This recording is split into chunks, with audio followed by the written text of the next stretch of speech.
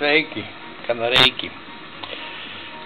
Lai nākošreiz izbēgt no tādiem kurioziem gadījumiem, kad, piemēram, cilvēks atsūta spoli uz remontu un saka, bremzes netur.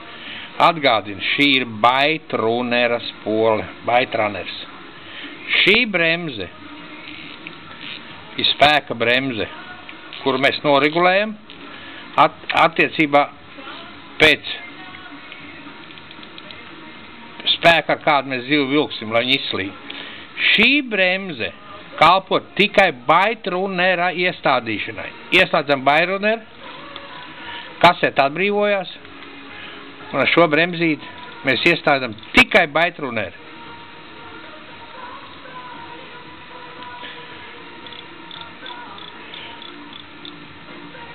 Lūk, Baitruners aiziet, bremzi ieslēdzās, un viss, un mums jau sākas darboties darba bremzi. Šitā spola ir ideālā kārtībā. Viss strādā. Te nekas nav jādara.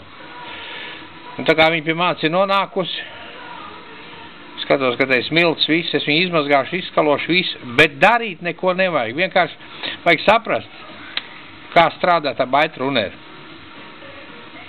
Šī bremze ir spēka bremze. Tas, ka jūs valkat zivu ārā.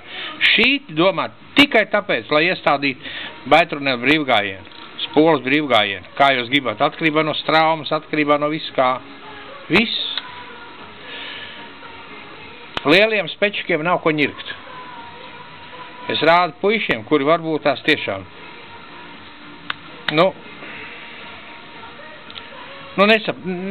Nav izkoduši to lietu. Tātad divas bremzes, spēka bremzes, zivs izvilkšanai, un šī bremze aizgarē bremze ir Baitrunner spoles brīvgaitas iestādīšanai. Kādu spēku?